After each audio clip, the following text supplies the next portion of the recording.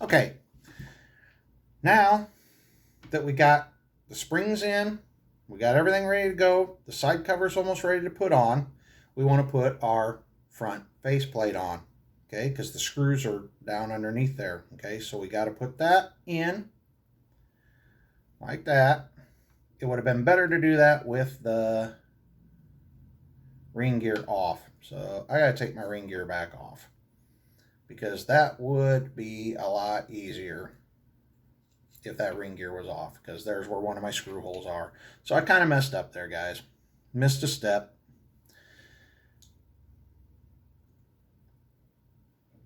Put your plate on. Put your front plate on before you put your ring gear and stuff on. You get thinking of all the technical stuff and you kind of sometimes forget little things like that. So don't do that. Yeah, you don't want to do that. So yeah, make sure that faceplate gets put back on there before you go putting your ring gear on and stuff. So, you know, you learn from the mistakes. I'm not going to edit the mistakes out because they're important. I think mistakes are important to show, you know. So now I'm going to put the stack back on. I'm not going to rebuild the stack. I'm just going to put it on and try getting that washer lined up as is. So it'll be a little harder. I understand that. But, hey, you know, practice makes perfect, right? I guess. Something like that, they say. And then we can try and get this thing lined back up so that the stack goes together right. I still see brass, so I know I'm not on there. It's what always stinks when you had it and then you had to take it back apart. You always have that possibility, you know. It happens. It happens. It definitely happens. I think I just felt it pop in, and I'm not seeing brass anywhere now, so I think we got her. I think we're totally back seated again. Which, I mean, that just reiterates, you know, paying attention, taking your time, and making sure you're really watching what you're doing, okay? All right, we're back together. Yeah, I just wanted to make sure that all that went back together. Got to put my one-way stuff back together. All right. That's what happens. I got it back together and saw the faceplate laying there, and I'm like, man, got to take it back apart. Okay. Happens. All right. So now we got to get the faceplate back in, which just goes to show you, you know, hey, you guys get to see that again.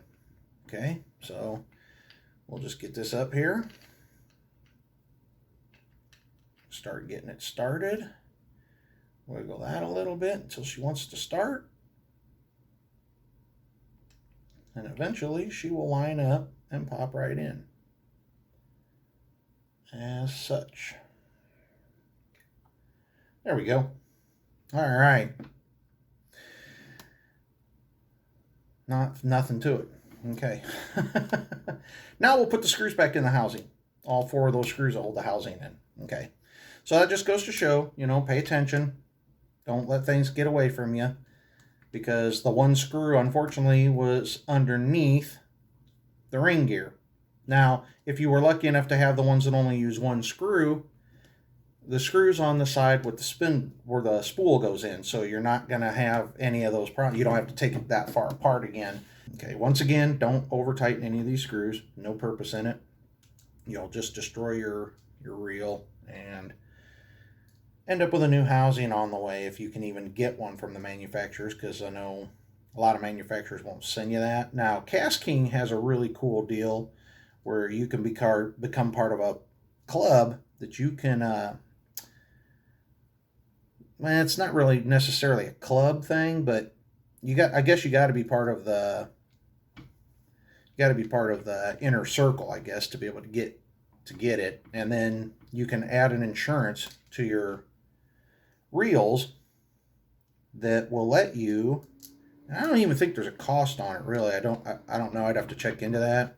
But it lets you, after your reel's out of warranty, up to a certain point, you can get parts for them. Anything. So no questions asked. You can get the parts for these things. So that's kind of nice to be able to put things back together with new parts if you need to. Now what I like to do is I like to take a screwdriver and just make sure I kind of rotate that crankshaft as I push on that center part of the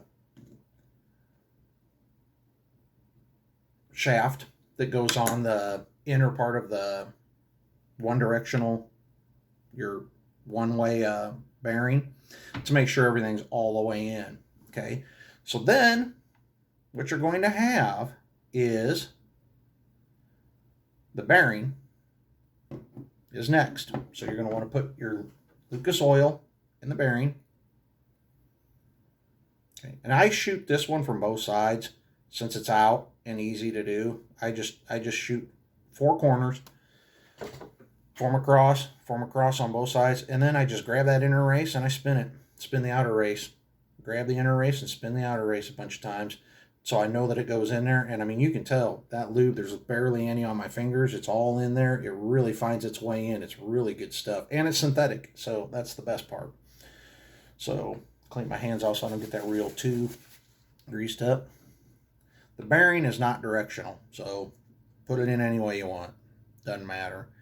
Get that down inside there like so. Okay. Now you're going to have your 2 flat washers that go in. Okay.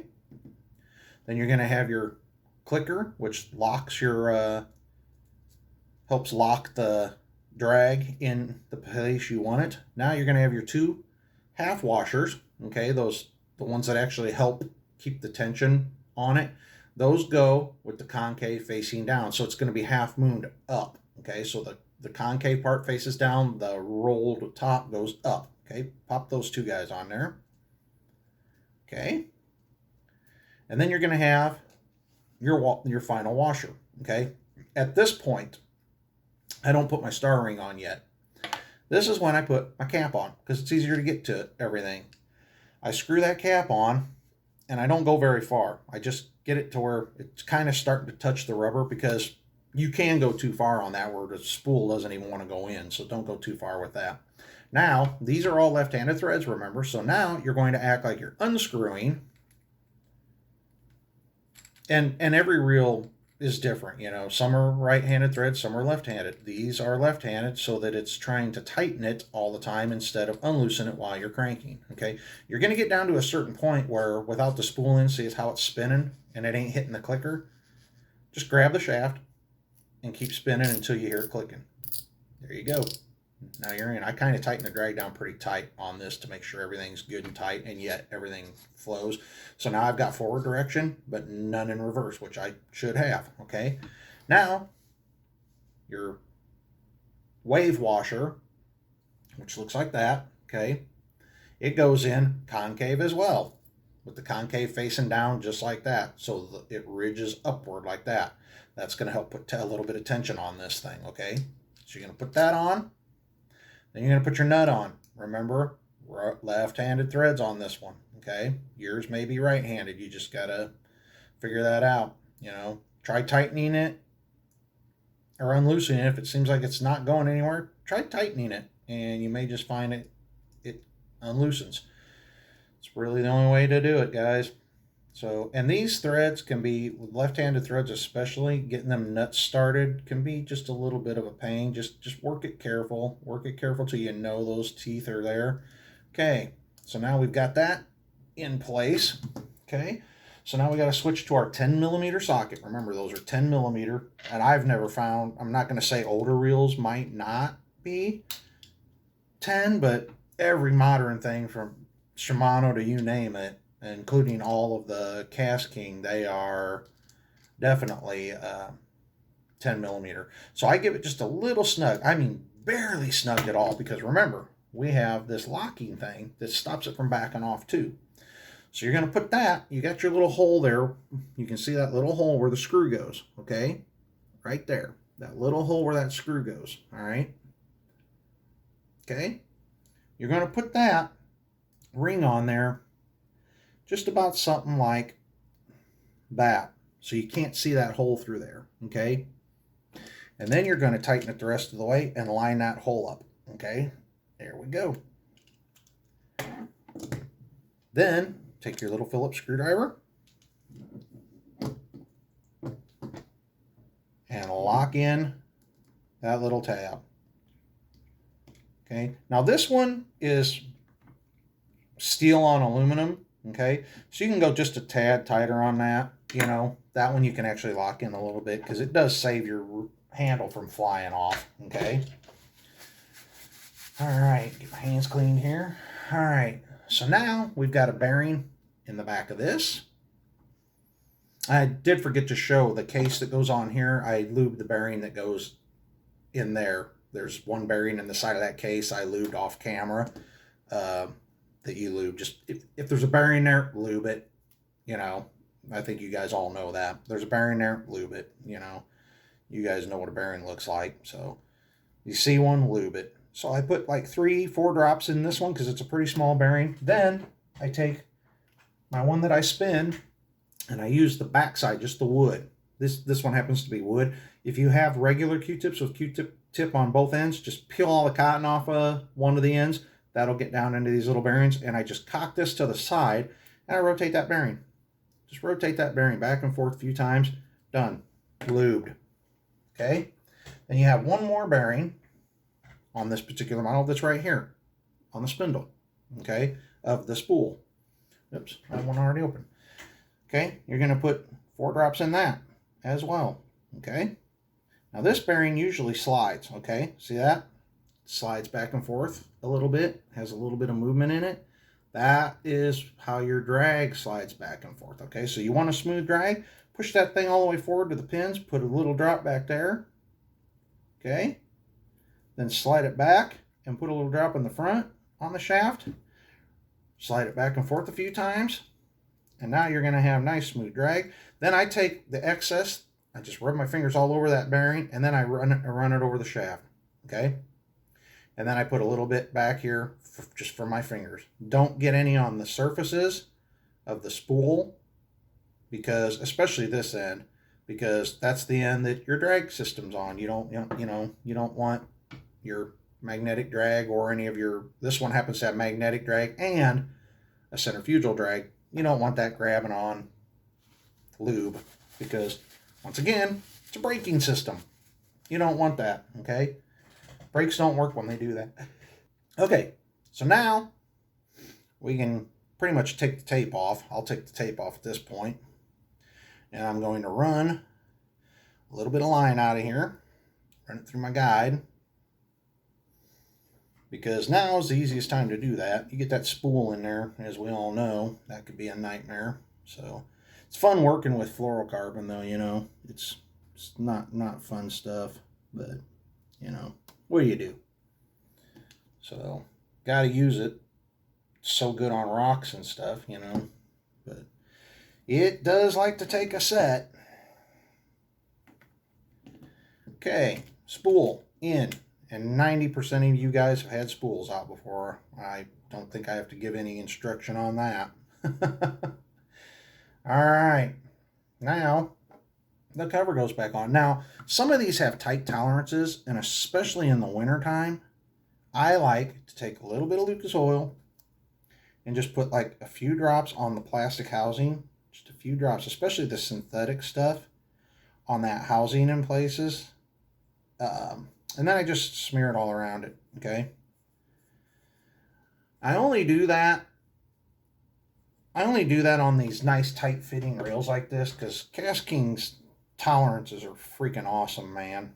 Yeah, and in the wintertime, it just seems like, you know how everything swells in the wintertime? Your rings don't want to come off your fingers and stuff like that. Well, plastic does the same thing, you know. So sometimes it can be a little bit of a pain getting these covers off. So I just put a little bit of Lucas oil on there, and it really, I don't have as many problems getting those covers off when I do that. Especially if you're out in the cold and you need to get that thing off and you got gloves and everything on you. You don't want to be fighting stuff in the cold. So I put my cover on and I'm done. Test it. It free spools. Okay. That works. Okay. Let's get the drag loosened up here a little bit. Yep, drag works. Can lock that drag all the way back down, and it's nice and tight. Up. Get a decent drag going. There's a decent drag going, and the spool has some wobble in it. I'll get that wobble out now to where I like it, to where it's just got a little bit of play. Okay, there we go. And then we'll test the cranking on it. Yep, she works perfect. She won't go backwards, and she goes forward perfect. And that's it. This is ready to go back on my rod, get my practice plug tied back on it, and practice all winter long. So that's it. That's it, guys. That's how easy it is to do it. Yeah, I screwed up a few steps, but as you see, I could have changed that. I could have went in and edited that out, but I didn't want to, because some people, when they do this for the first time, or even several times, and they've gotten lucky and whatever, you know, and have made it, it's gone right for them, then they get it to where they mess something up. And you can panic. Oh my gosh, my good reel. Nothing to panic about. Take it back apart, put it back together right, and you're done. I mean, it's that simple. I mean, you've seen how quick and easy that is with even making a mistake and forgetting to put the housing on the front, you know. It's not that big of a deal, guys. They're really simple. The biggest thing I can tell you guys is take pictures as you take it apart. Especially if you've got a reel that's has different size screws that hold that outer housing on. That's important, because those screws have to go back in the right hole, or you could crack housings or push it into something that's going to, you know, smoke the spool or something. You don't want to do that. You want to also pay attention to whether it's right-handed or left-handed threads. If you're cranking down left, you know, the righty-tighty, lefty-loosey rule, if you're going backwards and it ain't going nowhere and it feels like it's getting tighter, go tight. Try tightening it, and it's going to pop off, because they do use left-handed threads just like this one, so you don't strip that out. Those two rules right there, taking pictures and watching those left-handed threads on this side on your shaft, you know, are huge. You do that, and you're probably going to have 90% of these reels be able to go back together without any issues, okay? The other thing is all the screws.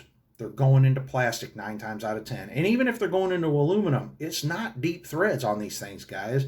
You can even strip aluminum out.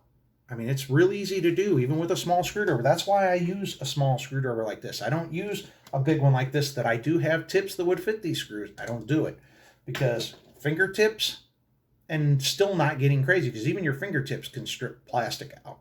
Probably could aluminum too, if you're like me and have been a mechanic for years and have strong hands like I do.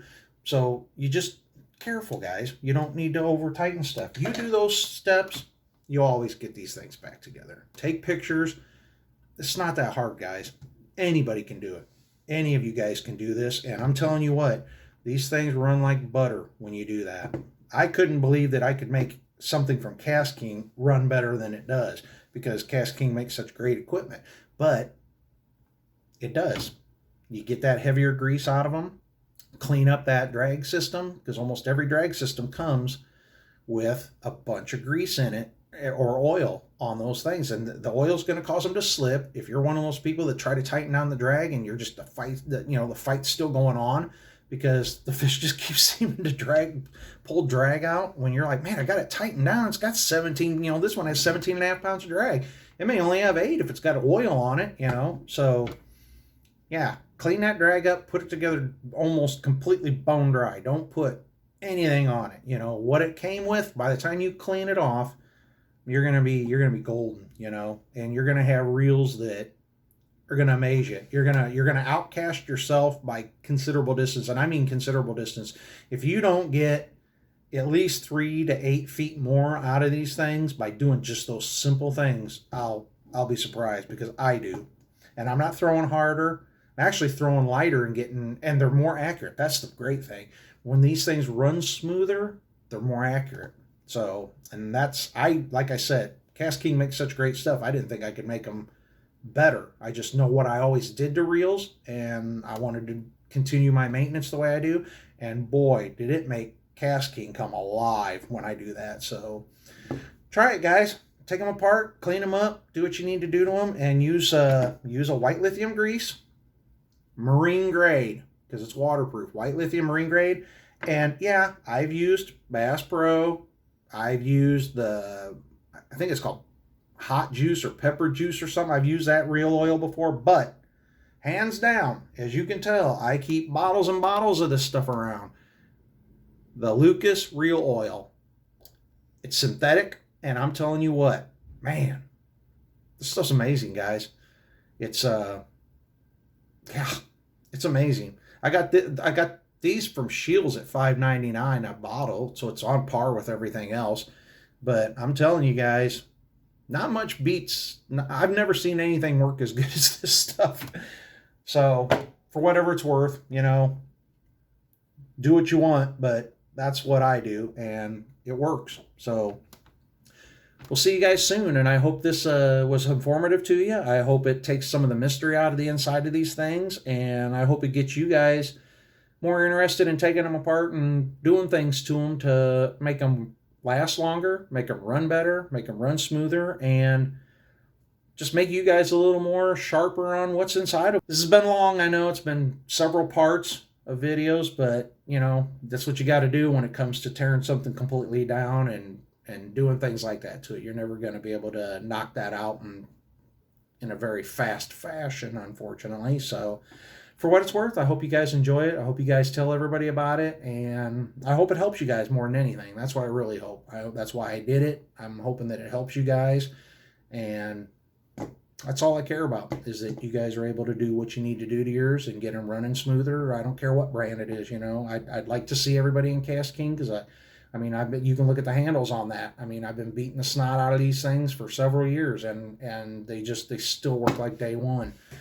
And I love them. But no matter what reel you use, I hope this helps you. And every one of them's a little different. That's why your camera taking pictures is going to help you. So, guys, I know it's winter time. I know it's rough.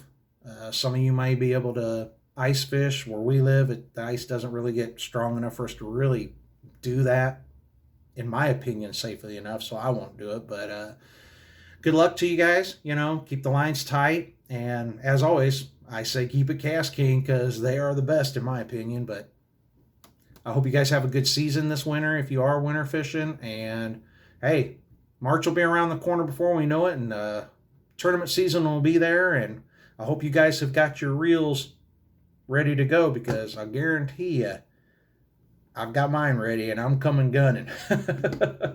We'll talk to you guys soon. Have a good one.